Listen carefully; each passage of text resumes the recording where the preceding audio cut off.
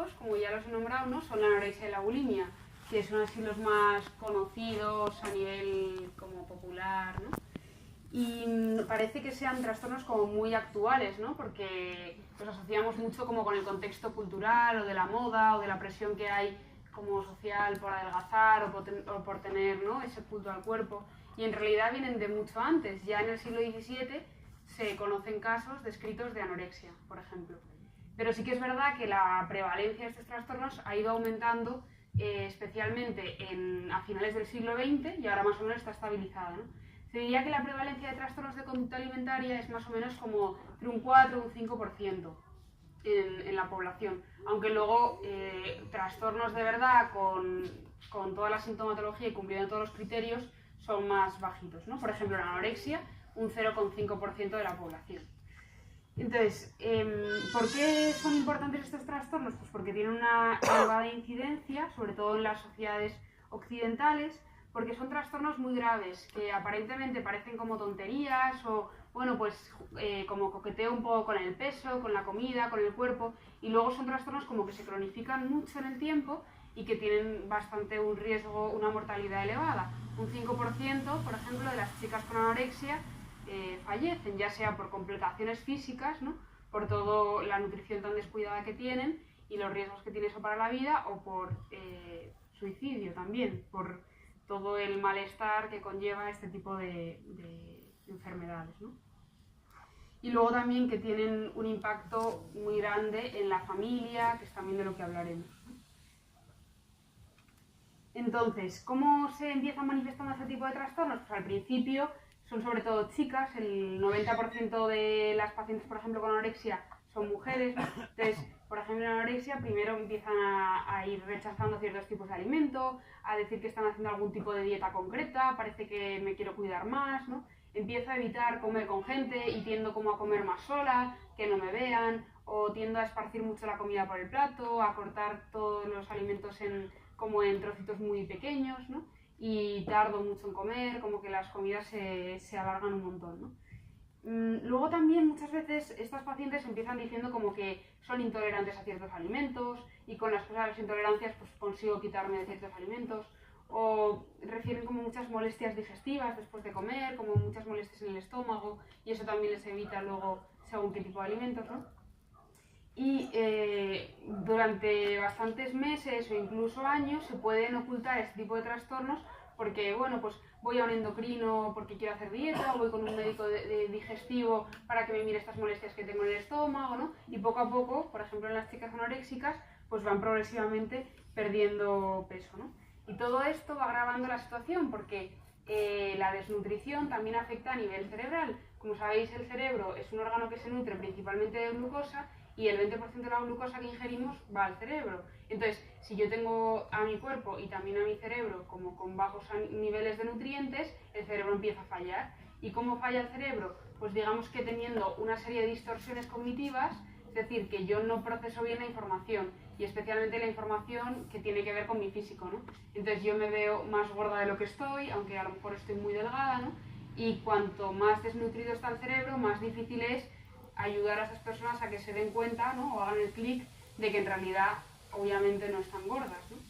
Entonces, cuando ya llegamos a un punto en el que el cerebro está muy desnutrido, cuesta mucho revertir esto, y por eso el tratamiento de estos trastornos es primero conseguir una renutrición adecuada para que el cuerpo vuelva a tener los suficientes nutrientes, ¿no?, y también a nivel cerebral. Entonces, la anorexia, ¿en qué consiste? Especialmente en este deseo irrefrenable de querer estar delgado, ¿no?, que se asocia con restricción de las ingestas, cada vez voy comiendo menos hasta llegar a no comer nada, a anorexia, que es lo que quiere decir esa palabra, ¿no?, prácticamente. O si me obligan a comer porque, yo qué sé, soy pequeña y mis padres están delante, pues enseguida voy a intentar luego eliminar lo que ingiero de alguna manera, ¿no?, como luego veremos. Cada vez las dietas son como más extravagantes, con muchas autolimitaciones de alimentos. Además también tienen alteraciones en la forma de funcionar, por esto que decíamos, que intentan como esconderse o comer solas, y todo esto les va limitando a la hora de hacer planes, por ejemplo, con amigos, ¿no? Porque si sé que mis amigos vamos a ir a un restaurante y vamos a comernos una hamburguesa, o vamos a hacer un plan, ¿no? Pues claro, tener que ir diciendo que no, es que hoy me duele la tripa, pues a lo mejor lo puedo hacer un tiempo, pero llega un momento en que empiezo a dejar de ir a planes, dejar de salir, ¿no? Y se van convirtiendo como en chicas que están como muy solas y muy centradas especialmente en todo este tema del cuerpo y de la dieta, ¿no? También se acompaña de esta percepción distorsionada de la imagen corporal, como ya hemos dicho, de un miedo intenso a ganar peso y de bastantes alteraciones, tanto físicas como psicológicas, que ya hemos dicho, por la desnutrición, ¿no? O sea, alteraciones físicas, las que comentábamos, que tienen riesgo también para la vida. El corazón empieza a ir más despacio, entonces tienen bradicardia, porque no puede tener la suficiente fuerza como para seguir funcionando, ¿no? Entonces también puede dar alteraciones, por ejemplo, a nivel de electrolitos, lo cual puede causar bajadas de potasio, que genera arritmias y puede llegar a tener una parada cardiorrespiratoria por eso. Luego también osteoporosis por la falta de calcio, ¿no? Que además a la larga, en el tiempo, como que la osteoporosis en estas pacientes, si no se revierte pronto, también ya la llevan consigo, ¿no? Para toda la vida. O por ejemplo también edemas en las piernas, también les sale como pelo en zonas del cuerpo donde no es habitual, o mucho pelo, para protegerse del frío, porque tienen la temperatura más baja de lo normal por esa falta de energía que necesitan, ¿no? Y a la vez en el pelo normal, pues al revés se les cae, ¿no? Porque no tiene el pelo la suficiente fuerza.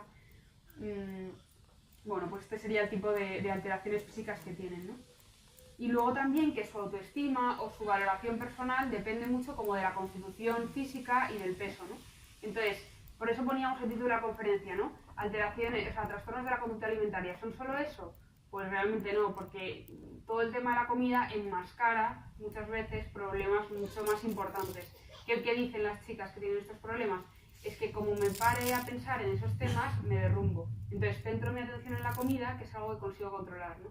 Suelen ser chicas, sobre todo las anoréxicas, ¿no? Como muy perfeccionistas, muy controladoras, con necesidad como hiperresponsables, con necesidad de tenerlo todo atado, ¿no? Entonces, obviamente en la vida, pues es que no podemos tener todo atado y hay muchas cosas que no dependen de mí. Entonces suelen ser chicas brillantes académicamente que cuando ven que por mucho que quieran, no depende de ellos el sacar un 10 en el examen, porque al final el profesor me puede, no sé, bajar un punto por lo que sea, ¿no? Yo pongo todo mi esfuerzo en la comida y en controlar el peso y me da seguridad saber que no voy a subir de 40 kilos, por ejemplo. Entonces yo tengo ese peso en la cabeza y eso es como centro mi atención en eso y evito pensar en otros problemas que tengo, ¿no? Más cosas sobre la anorexia, pues sobre todo es un trastorno, ya hemos dicho, mujeres, que se inicia entre los 10 y los 30 años, pero bueno, la mayoría en la adolescencia sería. Se da en el 0,5% de las adolescentes. Y también saber que obviamente los grupos de riesgo pueden ser chicas que trabajan mucho con su cuerpo, como modelos o como bailarinas de ballet o gimnastas, ¿no? Y que ahí se multiplica el riesgo, ¿no? Porque están continuamente muy centradas en tener que conseguir un peso concreto del que no puedo subir, ¿no? Y eso. Y luego también, pues otros factores de riesgo podrían ser toda la presión mediática que hay, ¿no? Y cultural que hay, de que las modelos que tenemos en las revistas o las tallas que se venden en las tiendas, pues son un perfil que no es sano muchas veces, y todo eso obviamente no ayuda, ¿no? Pero ya decíamos que la anorexia viene de mucho más atrás y que no es solamente el factor cultural el que afecta, ¿no? Sino que también hay otros factores como serían los propios de la persona, como es su propia genética, ¿no? La anorexia, los trastornos de conducta alimentaria se heredan. Entonces, si mi madre ha tenido anorexia, es como más fácil que yo también tenga, ¿no? Y luego, por otro lado, también la forma de ser, que ya comentábamos, las alteraciones a la hora de eso, las alteraciones cognitivas, pues a la hora de percibirse uno mismo, la elevada necesidad de aprobación de los demás, ¿no? Que al final, pues como no consigo siempre que desde fuera se satisfaga, ¿no? Todo lo que, no sé, todo lo que a mí me gustaría, pues de nuevo pongo el control en el peso y en la comida, ¿no? Y luego también factores familiares, como por ejemplo pues niñas que han estado sobreprotegidas o alto nivel de aspiraciones por parte de la familia, pues niñas que se les exige mucho también a nivel académico desde pequeñitos, o mucha rigidez, o que hay muchos conflictos en la familia, familias donde tampoco hay como límites concretos entre una persona y la otra, es casi como, se ven muchas chicas como que tienen una relación un poco simbiótica con su madre, ¿no? Donde no está muy clara mi autonomía y mis decisiones, ¿no? Y siempre como que he tomado decisiones junto con mi madre y no he acabado de formar como mi persona, ¿no? no me acabo de individualizar. Y luego también, obviamente, si en casa se ha transmitido como un modelo de delgadez siempre y en casa siempre toda la familia ha hecho dieta o siempre se le ha dicho a la niña que está gordita y que, ¿no? Pues también es un ambiente donde es más propenso a que haya este tipo de trastornos, ¿no? Entonces ya decimos, ¿no? Por un lado están todos estos factores que son predisponentes y luego sobre este caldo de cultivo, ¿no? Pues que tenemos una niña a lo mejor con tendencia a responsabilizarse un montón, con una familia que le presiona desde fuera o que a lo mejor hay conflictos en la dinámica entre los padres, donde además pues está viendo todo el día en las revistas o en los anuncios de modelos y son las que ella aspira. Entonces todo esto es como el caldo de cultivo que tenemos, ¿no? Pero luego tiene que darse algo que sea como el gadget, ¿no? Que lleva ya a que se desarrolle este trastorno, ¿no?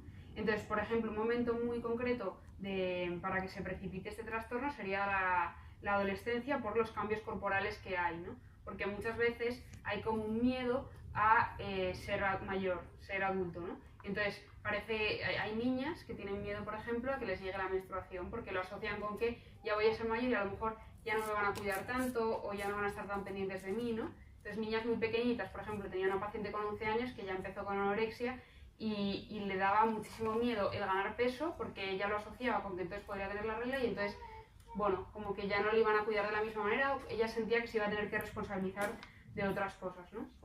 O como mucho miedo a empezar a tener ya el cuerpo como más de mujer, ¿no? Luego también el que los padres, por ejemplo, se separen o estén con muchos problemas dentro del matrimonio, eso también lleva muchas veces a que si yo me pongo mal, toda la atención se focaliza en mí y entonces no les doy a ellos la oportunidad de que puedan estar mal entre ellos porque están los dos volcados en mí, ¿no? Entonces no tienen tiempo para ellos o para tomar la decisión de separarse, ¿no? Porque tienen que estar pendientes de mí. Y entonces muchas veces, pues eso, niñas que se colocan en ese papel de tener que arreglar el matrimonio de sus padres, inconscientemente de todo esto, pero por eso también muchas veces sale este tipo de enfermedades, ¿no?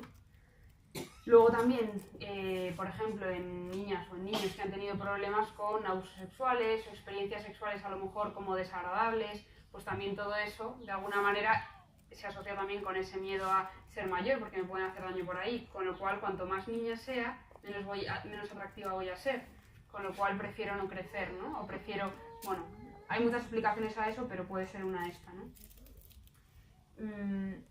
Luego también el haber tenido alguna enfermedad que les ha generado como muchas molestias digestivas o que les ha adelgazado mucho y entonces empiezan a tener como miedo a comer, o algún episodio, también había una niña muy pequeñita que empezó con anorexia como a los 10 años o así, que se atragantó un día y entonces ya lo pasó tan mal atragantándose que empezó a coger miedo a comer, pero una cosa lleva a la otra y entonces ya tampoco quería engordar y bueno. Luego también pues gente que a lo mejor empieza a hacer mucho ejercicio y ve que adelgaza y entonces le empieza a gustar y ya no consigue, ¿no? Frenar eso. Pérdidas, por ejemplo, otra chica con que había fallecido su tío, entonces es que fallece su tío y empieza a perder peso a lo bestia y es como que ya se precipita esa enfermedad, ¿no? Y acaba ingresando. Otro tipo de acontecimientos estresantes en la vida de la persona, ¿no? Y luego lo que va manteniendo la enfermedad a lo largo del tiempo, decíamos, ¿no? Pues la propia inanición, la falta de nutrientes, no favorece que ese cerebro consiga sanarse, sino que se va manteniendo en el tiempo, ¿no? Luego también cómo esté la situación familiar, el que yo ya me voy aislando y cada vez me cuesta más relacionarme con los demás, ¿no? Muchas veces hay muchos problemas interpersonales detrás, muchos problemas en las relaciones sociales, ¿no? Entonces, eso, de nuevo, como me pare a pensar y piense en cómo está mi familia ahora mismo o la bronca que me ha hecho mi madre, pues prefiero encerrarme en la habitación, a lo mejor darme un atracón, que no sería ya propiamente de anorexia, sino más de bulimia, me doy un atracón y con eso consigo desconectar, ¿no? O al revés, o evito comer y me encierro y así no pienso, ¿no? Solamente pienso en el cuerpo. Y luego también se va manteniendo muchas veces por la actividad física excesiva, ¿no? Con hacer muchísimo ejercicio físico. Entonces, luego también decir que la propia desnutrición, aparte de alterar la percepción de la imagen corporal, ¿no? También lleva a que, como el cerebro no funciona bien, pues hay muchas alteraciones a nivel emocional. Por ejemplo, al principio de la enfermedad, pues son chicas que pueden estar más irritables, más lábiles, que lloran con mucha facilidad, con síntomas también de ansiedad o con bajo estado de ánimo, ¿no? También se altera la capacidad de concentración, se altera el sueño, ¿no? O sea, que no es solamente que dejo de comer y me preocupo por mi cuerpo, sino que hay muchas más cosas que se alteran y muchas más facetas en la vida de la persona que se alteran, ¿no?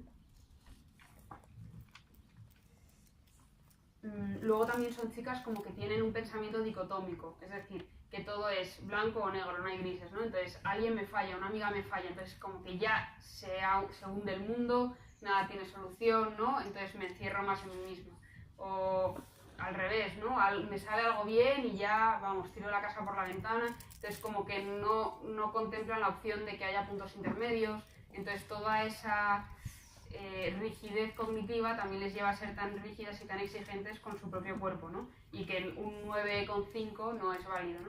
Una chica, por ejemplo, que está ahora en tratamiento y que se está ya curando bastante, decía, es que acaba de empezar primero de carrera y decía, es que yo antes era incapaz de asumir que iba a sacar menos de un 10, ¿no? Entonces ahora ya había conseguido empezar la carrera, estaba en tratamiento, estando en hospital de día todos los días y aún así estudiando, y había sacado aprobados y algún notable, ¿no? Y decía como súper orgullosa, que estaba satisfecha, que no se lo creía, que pudiera aprender a quererse con esas notas, ¿no?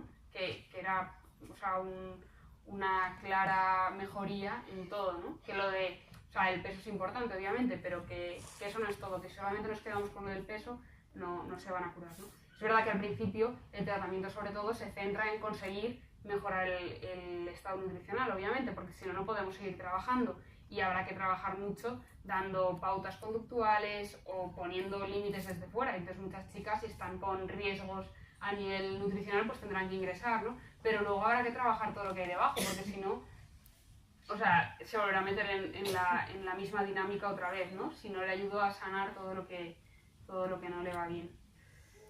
Entonces, por ejemplo, también en chicas con anorexia, ¿no? Pues bueno, ya habíamos dicho, ¿no? Pero la dificultad para asumir el rol de adulto, el tener la delgadez idealizada como algo que es perfección y que, ¿no? Como que voy a ser mejor persona y voy a ser más feliz y me van a querer más, ¿no? Si estoy tan delgada.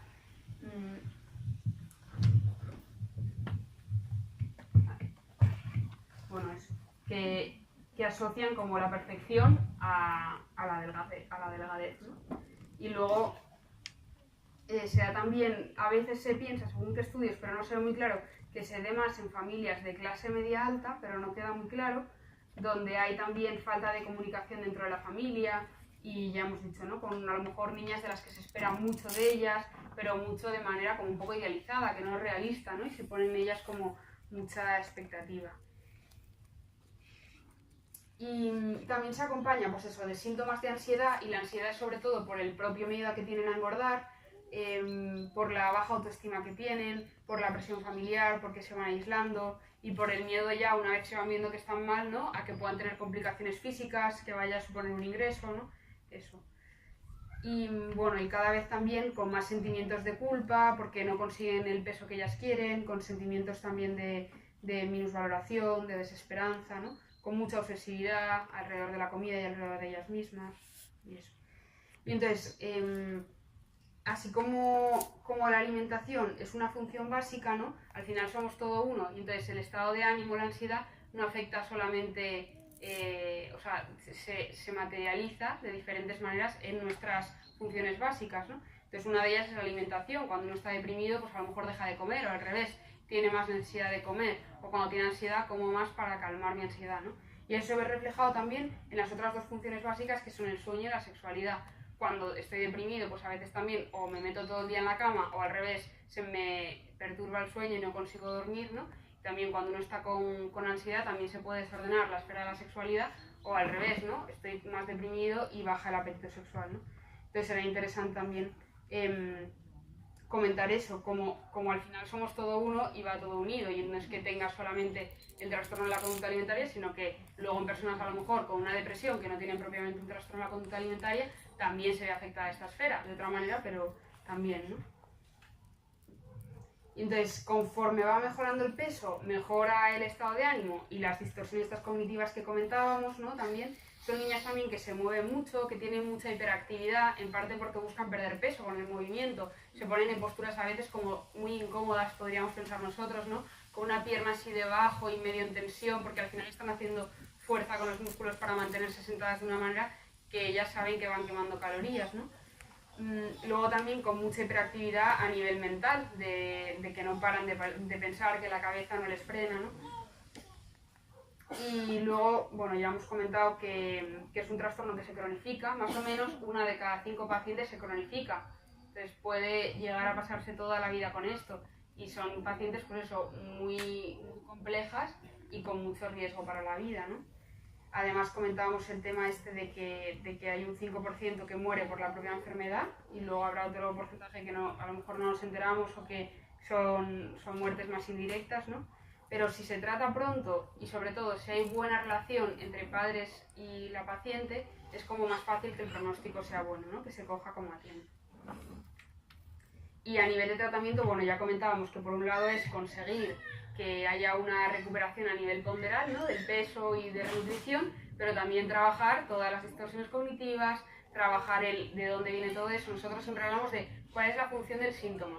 Si el síntoma es, por ejemplo, el vomitar o el dejar de comer, o no, eso es el síntoma alimentario. Pero ¿qué función tiene ese síntoma, no? Y ellas aprenden enseguida, lo que pasa es que cuesta mucho trabajo el que consigan expresar todo eso, ¿no? Pues que en casa no estoy a gusto, que mi padre me pegaba, que hay broncas en casa todo el día, que en el colegio me han hecho bullying y no me valoran, que no me gusto, que tal, que tengo otra que tenía la cara con un acné muy fuerte también. Pues que siempre mi madre me ha estado diciendo que tengo que cuidarme el físico, que tengo que ponerme cremas y llevo desde no sé cuántos años ya poniéndome cremas todo el día, cuidándome físicamente, ¿no? Y pues es que no estoy a gusto con todo eso, ¿no?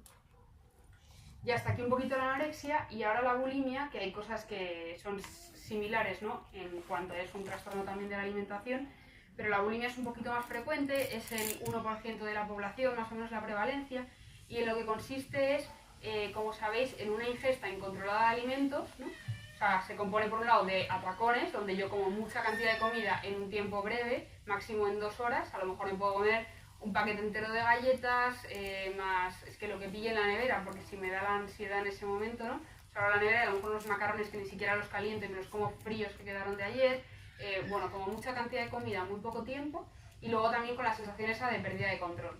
Muchas veces los atracones son como para calmar esa ansiedad, y estoy saciado y sigo comiendo, y luego me duele muchísimo la barriga y me encuentro fatal, ¿no? Pero necesito como seguir comiendo todo eso como para frenar la cabeza.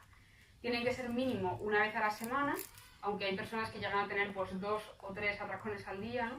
Y luego siempre se acompañan de medidas compensatorias para conseguir evitar la ganancia ponderal, o al menos tratar de rebajar esa ganancia ponderal, ¿no? Entonces puede ser, por ejemplo, en forma de vómitos, o utilizando laxantes, o diuréticos, o haciendo ejercicio físico pero de manera extenuante, ¿no? Tenía una paciente que es que hay una cuesta en Córdoba que, con el brillante, ¿no? Que sube y es un poco alta. Entonces ella decía que a pleno sol, después de haberse dado el atracón ahí con el calor de Córdoba, subía y bajaba eso sin parar durante 2 horas para conseguir como quemar lo que había comido, ¿no? Luego también puede ser a veces que se acompañe como de periodos de ayuno. Había una niña que tenía cada 2 días un atracón y hasta el siguiente atracón no comía nada, ¿no? Entonces son como hábitos que se van haciendo y luego cuesta mucho como... Entonces el propio hambre y el ayuno que había hecho, ¿no? La necesidad que tenía ese organismo como de nutrientes y de glucosa hacía que luego se diera el atracón, y además a base de comida pues como muy poco equilibrada, ¿no? Porque entonces busco como lo más apetitoso en ese momento, lo que más me está pidiendo mi cuerpo, que es como glucosa, entonces como más porquerías. Después eso, a lo mejor tenía un atracón, luego estaba como 2 días sin comer de los sentimientos de culpa que tenía y otro atracón, ¿no? Pero es atracón de todo lo que pille en la cocina, poco sano, y a veces como cosas que te dan como asco, ¿no? Porque es una sensación como muy descontrolada. También se acompaña la bulimia de ese miedo a engordar, pero suelen ser pacientes que no son, o sea, así como las anoréxicas casi siempre están en infrapeso, ¿no? En un peso que no es sano. Las bulímicas a veces están en pesos normales o incluso un poquito tendiendo hacia pues, sobrepeso, ¿no? Y de nuevo también su evaluación personal o su valoración, o se quieren en función muchas veces de cómo esté su cuerpo, del peso que tengan, ¿no? Entonces centran mucho en eso, otra vez también su autoestima.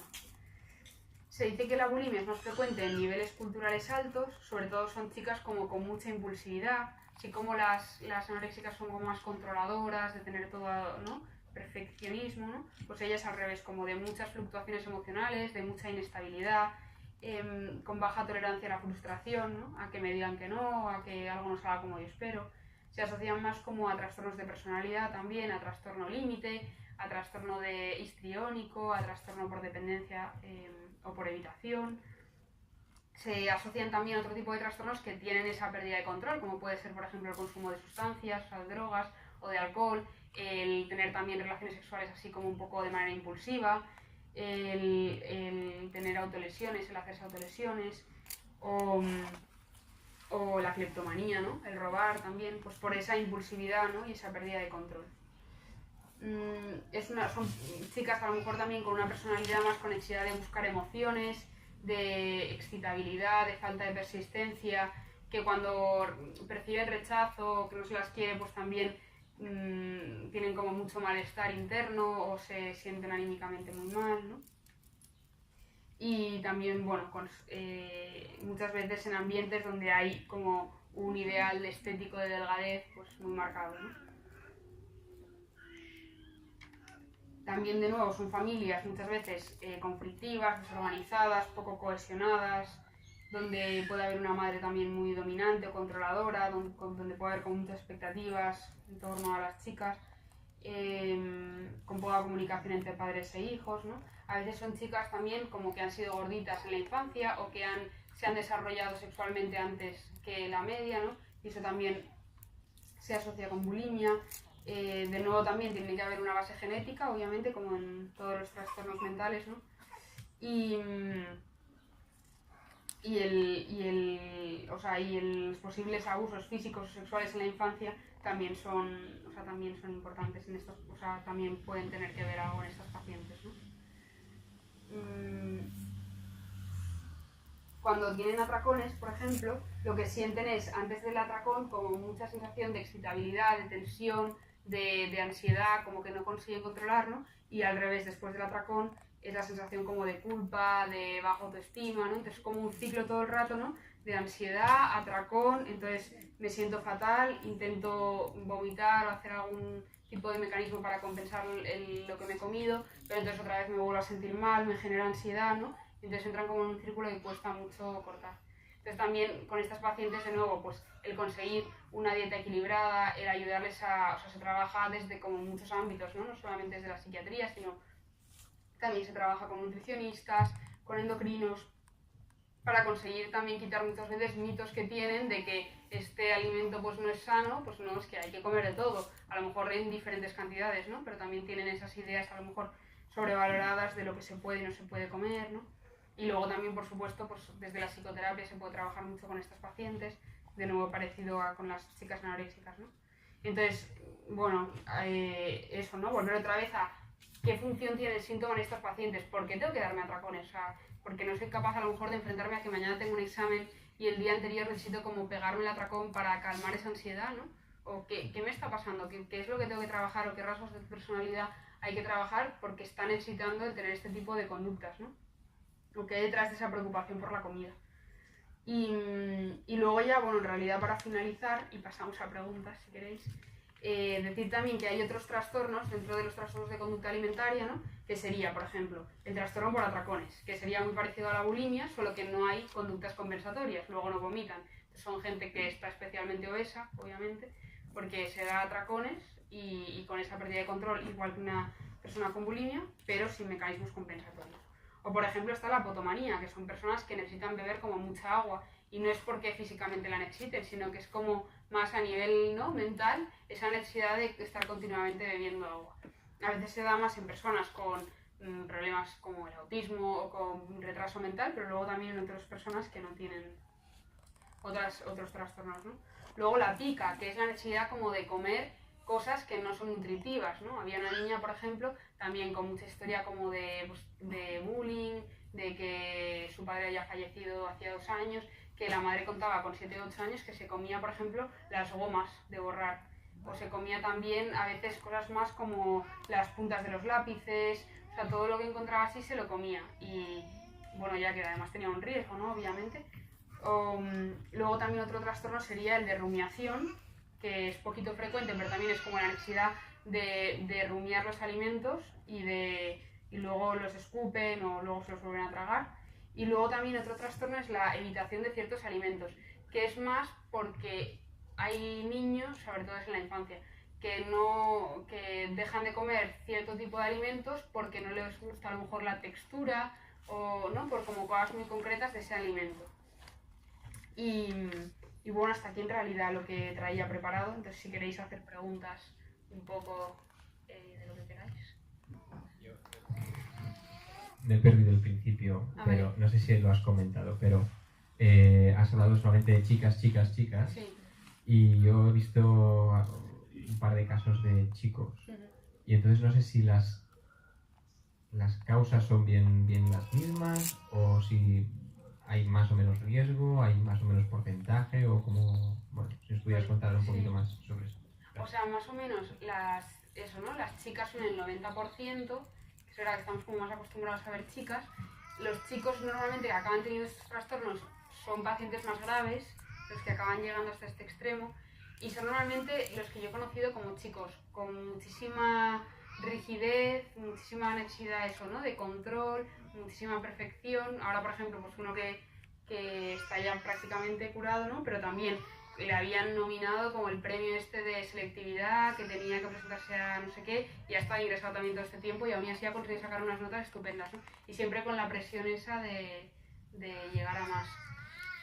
Eso más en anorexia en chicos. Luego en bulimia pues también, y el origen, ¿no? Pues eso, también pues problemas familiares, o esa exigencia que hay desde siempre en casa, o muchas veces no se notan, ¿eh? O sea, si te quieres quedar solamente en la parte de síntomas de alimentación, tú tratas desde ahí y a lo mejor no te enteras, pero cuando empiezas a rascar o trabajar mucho con la familia, que es lo que, o sea, que es lo más adecuado, y de hecho hacemos, ¿no? Porque te da muchísima información y ves cómo está la familia, sacas mucho más siempre y puedes ayudar mucho más. Y luego en bulimia pues sí que hay un poquito más de chicos, en trastorno por atracón también mucho más, pero pues ahí también son personalidades eso, como muy impulsivas, que se asocia en chicos también mucho con el consumo de sustancias, con el alcohol, por ahí un poco. Nada. ¿Alguna pregunta más?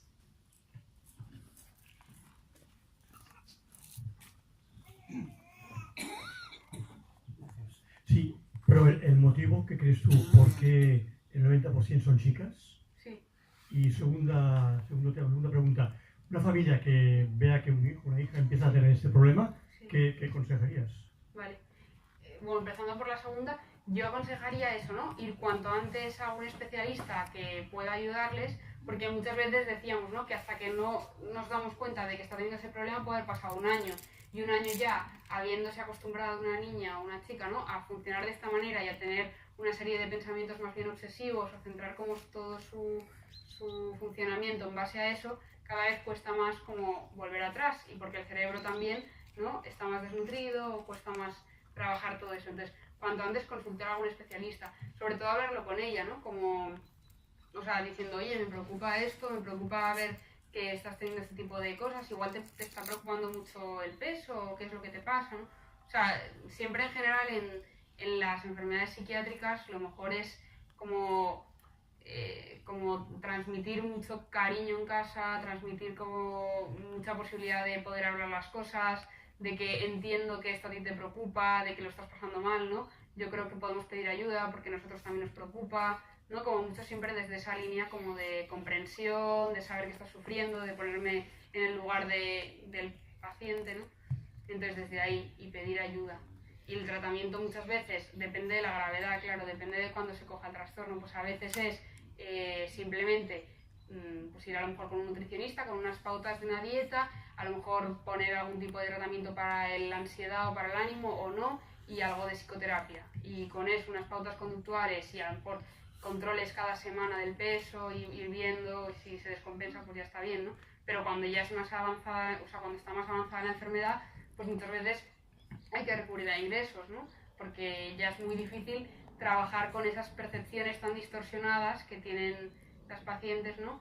Y entonces o ingresa o no, en casa ya es que es una pelea constante, es que estamos ahí todo el día en la comida peleándonos, la chica también tiene la sensación de que le están todos mirando lo que come, lo que deja de comer, y hay una tensión en casa que tampoco es la manera de solucionarlo, ¿no? Porque luego ya se buscará sus artimañas para conseguir. sea, no porque ella quiera, sino porque la enfermedad es como muy potente y te tiene como muy cogida, ¿no? O sea, te lleva a todo eso, ¿no? Muchas veces se habla también de los trastornos de la anorexia, por ejemplo, casi como de un paciente psicótico, porque o sea, los psicóticos son los pacientes que no están en la realidad, ¿no? Y que te dicen pues que ven cosas que no son o que creen que les persiguen, ¿no? Pues la creencia tan arraigada que tiene una persona con una anorexia de que está gorda es que está tan arraigada y está tan fuera de la realidad que muchas veces es tan difícil de llevar, ¿no? Como una idea delirante prácticamente, ¿no?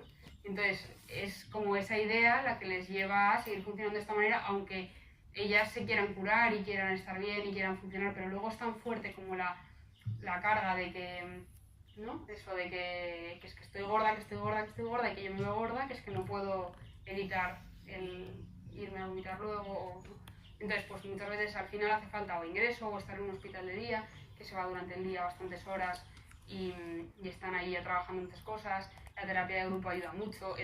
O sea, yo en un trabajo yo en ITAS hace mucha terapia de grupo. Y entonces el verte con otras personas que están pasando por lo mismo que tú y que aunque una misma se vea gorda y todo esto, es capaz de decirle a la otra, es que fíjate el daño que te estás haciendo, ¿no? Y es que entre ellas hacen una labor impresionante porque yo la primera vez que las veía pensaba, es que estas saben más que yo, o sea, entre ellas se dan consejos o se hacen, más que consejos, les hacen preguntas que dan en el punto, ¿no? Y entre ellas se preguntan, bueno, ¿y cuál es la función del síntoma para ti? ¿Cuál tal? Y le van dando como en el punto perfecto para que ellas se den cuenta, ¿no? Y se ayudan mucho entre ellas. Y luego lo de que sea más en mujeres, o sea, sí que juega un papel importante, obviamente, todo el tema sociocultural que tiene, ¿no? La importancia de la delgadez en la mujer, en que pues hay más chicas, a lo mejor gimnastas o bailarinas o modelos, ¿no? Que chicos, aunque también en ese colectivo de varones es más frecuente este tipo de trastornos, ¿no? Yo creo que tiene mucha importancia eso y luego también la rigidez o la carga, hablaban también, ¿no? Como del cambio del rol de la mujer, ¿no? El rol que tiene que tener la mujer hoy en día, que le supone muchas veces el tener muchas como presiones autoimpuestas, ¿no? De que tengo que ser la perfecta profesional, pero luego también tengo que ser perfecta en las relaciones interpersonales, o en casa, o en la familia, ¿no? Como que todo eso también favorece el que tengan ese tipo de trastornos, ¿no? Y luego también al final es un componente genético que, por lo que sea, genéticamente las mujeres están más predispuestas a tener ese tipo de trastornos, igual que el alcoholismo es más frecuente en hombres, pues porque los hombres antiguamente iban más a bares, pero también genéticamente el varón está más predispuesto a generar esa tendencia a la adicción al alcohol, ¿no? Pues, poco por ahí. Yo te quería preguntar, tú has enfocado todo principalmente en causas exógenas, entonces no suelen haber, o sea, causas endógenas y que se desarrollen justamente en la pubertad, porque Claro, hay sí. muchos casos que verdaderamente son de familias normales o chicas incluso casadas que el marido las acepta como son y ellas psíquicamente están obsesionadas con, Sí. O con sea, ese problema. eso decíamos, ¿no? Que hay unos factores predisponentes que son, por un lado, la vulnerabilidad individual que tiene que ver con la genética. Entonces, si uno tiene... No, perdón, que si no, no se entera. Que eso, ¿no? Que por un lado hay unos factores predisponentes, hay un caldo de cultivo del que partimos. Entonces uno tiene una vulnerabilidad genética. Luego también tiene una vulnerabilidad genética en la forma de ser, porque parte de la personalidad también la traemos ya heredada y es genética, ¿no? Entonces, todo eso yo ya lo tengo, pero luego aparte puedo haber tenido pues, problemas a la hora de relacionarme con los otros niños en el colegio, o puedo haber tenido a lo mejor problemas en mi familia, pues del ambiente que ha habido a la hora de educar, o no, ¿no? Entonces, todo eso es el caldo de cultivo. Y entonces, luego, en un momento dado, ¿no? Pues porque tengo una situación en el trabajo de acoso, o de que no me siento valorada, o de que tengo una mala experiencia con un novio que no sé qué pasa, o porque mis padres tienen un problema de relación, o simplemente porque, bueno, pues me he tomado muy en serio según qué comentarios y empiezo a disgustarme por mi cuerpo. O porque, oye, he adelgazado muy rápido en esta temporada porque me he ido, porque también es muy típico esto, chicas que de repente se van a Inglaterra, adelgazan un montón porque la comida está fatal o no sé qué, o algún país de estos, y entonces adelgazo tanto que digo, oye, qué fácil es adelgazar, ¿no? Y qué bien me siento, y todo el mundo me dice que estoy muy guapa. Entonces, o sea, tengo el caldo de cultivo y entonces pasa algo de esto que me hace como que empiece ya, ¿no? Un precipitante que empieza el trastorno. Entonces puede haber familias normales en las que se dé, sí, por supuesto, pero es más típico que si rascas encuentres problemas o en la familia o a veces tiene mucho que ver con cómo yo me he sentido en la familia. Igual mi familia es ideal, pero oye, yo me he sentido dañada en muchas ocasiones o he sentido que no me tenían en cuenta. A lo mejor eran todos magníficos y lo hacían de buena fe y para ellos no está mal, pero ¿cómo lo he vivido yo, no? Pues ¿por qué? Por mi forma de ser o por lo que sea, a mí eso me ha afectado de esta manera.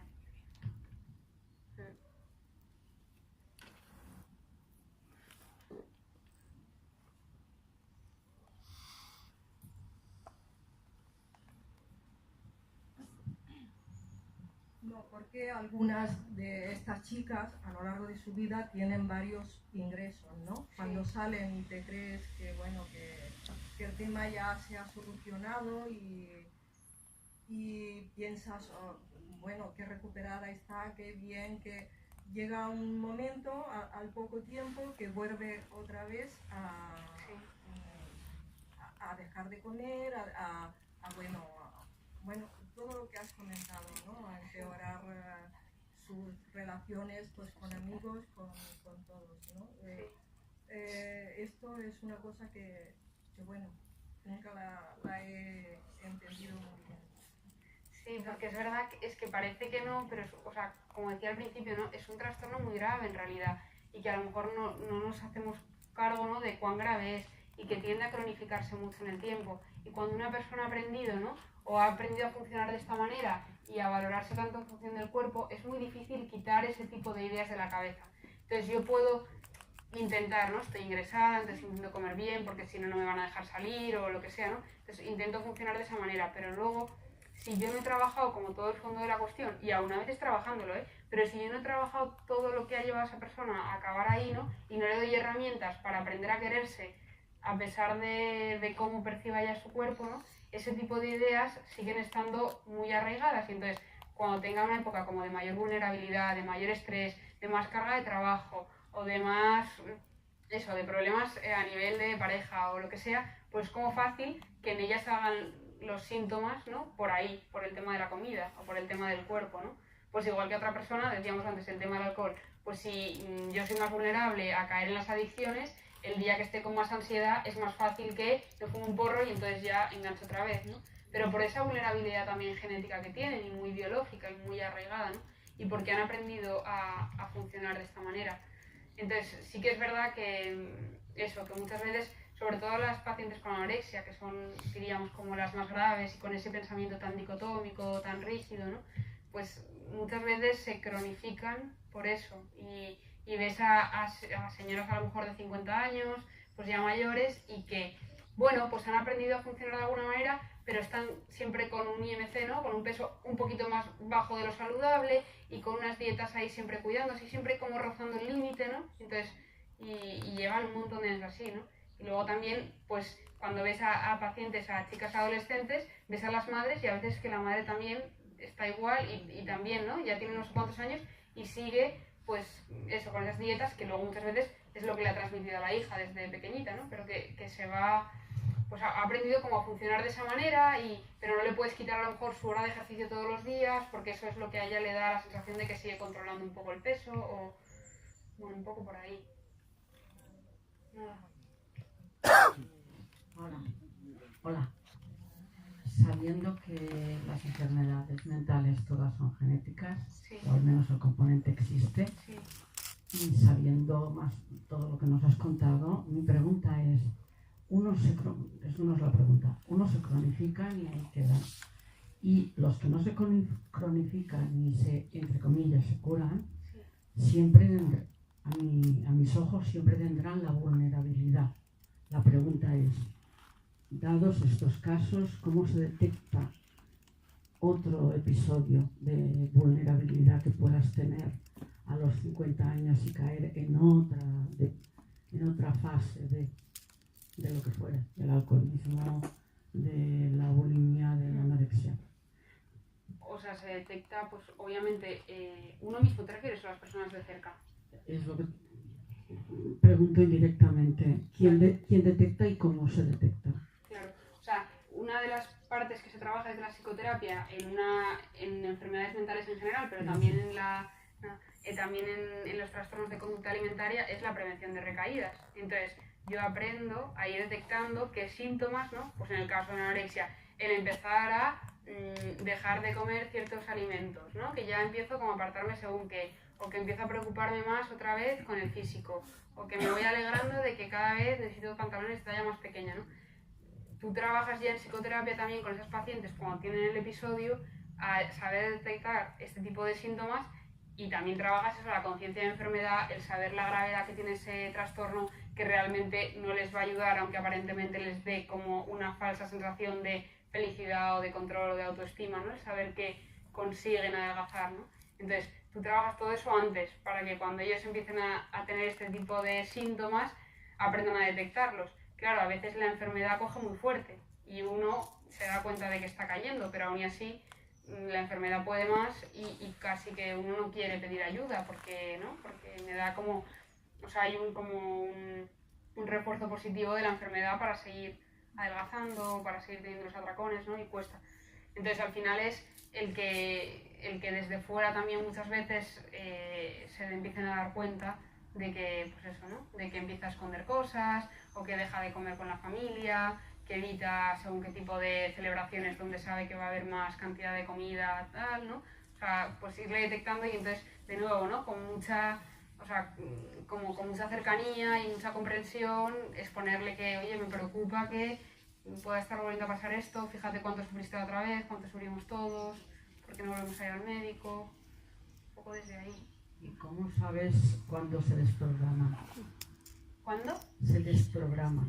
No te entiendo qué quieres. Están programados hacia el abuso de, por ejemplo, alcohol. La adicción. Entonces, se tratan, saben que siempre volverán a recaer Sí. a la que se descuiden. Algunos consiguen desprogramarse, pero ¿cómo se desprograma? Cualquier tipo de patología psiquiátrica. Pero no, o sea, esa, por ejemplo, en las adicciones, ¿no? Esa Sí. vulnerabilidad que tienes a una adicción no desaparece nunca. Vale. Porque es genética también, ¿no? Porque hay personas que aunque se esfuercen nunca se van a enganchar a los porros, pero en cambio hay otras que sí, que se van a fumar 2 y ya enseguida van a necesitar más y les va a llamar siempre a eso.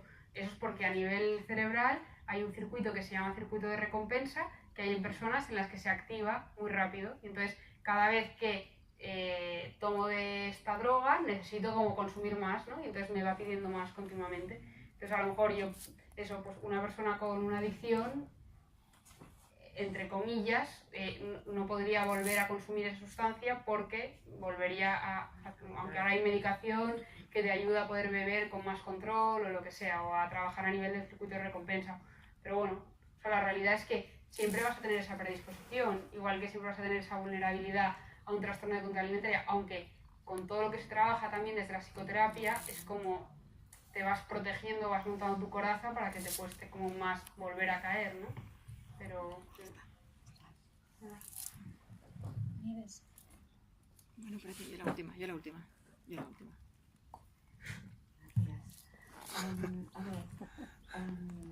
A no ser que las pacientes desde un principio tengan un trastorno mental importante, imagino que es un viaje, ¿no? Imagino que empiezan a lo mejor porque quieren estar más delgadas y llega un tiempo. Entonces, hay una cosa que es el hambre, que es un mecanismo natural, ¿verdad? Que pues Dios ha puesto en todos los seres vivos, que es muy poderoso.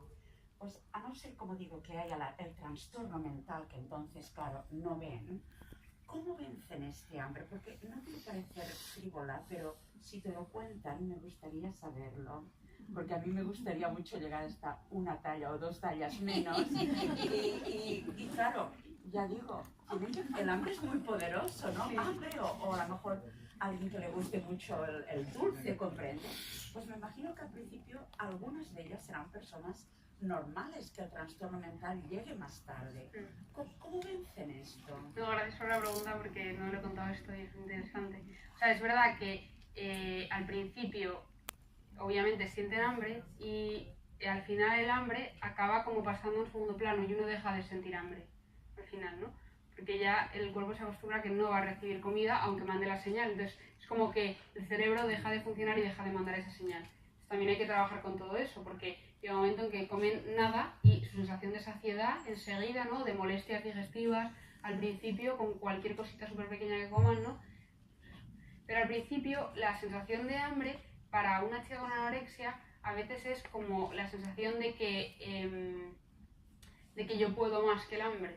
Y entonces se sienten como victoriosas de conseguir sentir hambre y no comer y al final llegar, ¿no? Como tienen a veces, ¿no? Si habéis leído en blogs o en páginas de estas web que hay, que es muy fuerte que no las prohíban y que no se las carguen porque hacen muchísimo daño y las chicas muchas veces metiéndose en las webs, ¿no? Se van como intoxicando todo eso y teniendo como sus gurús o sus musas a las que imitar, que son chicas además hiperdelgadas y que a veces acaban falleciendo y bueno, ahí están, ¿no?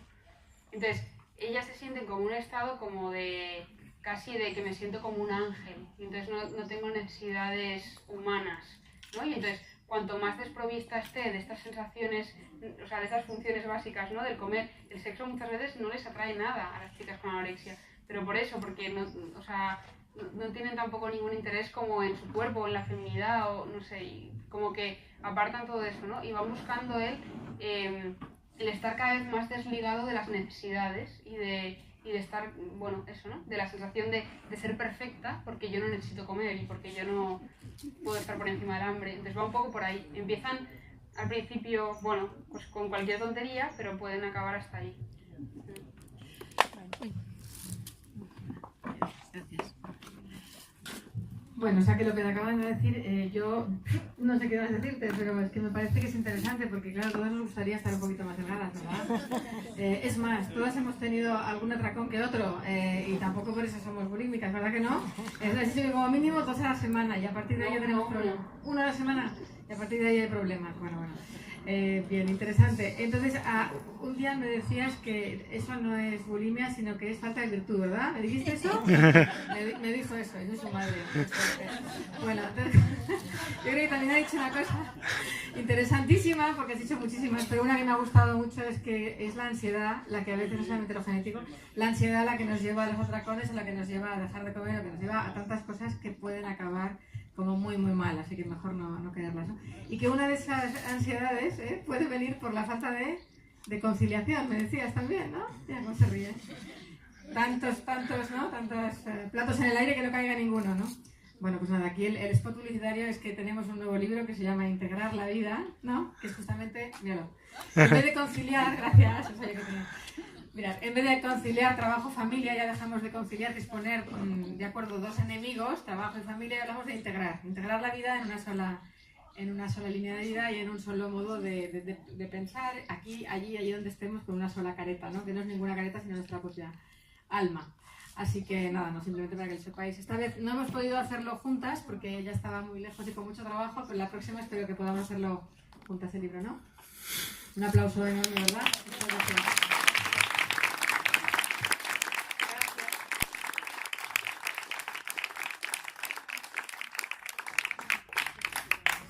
No solo me falta emplazaros para la próxima sesión, que será la última.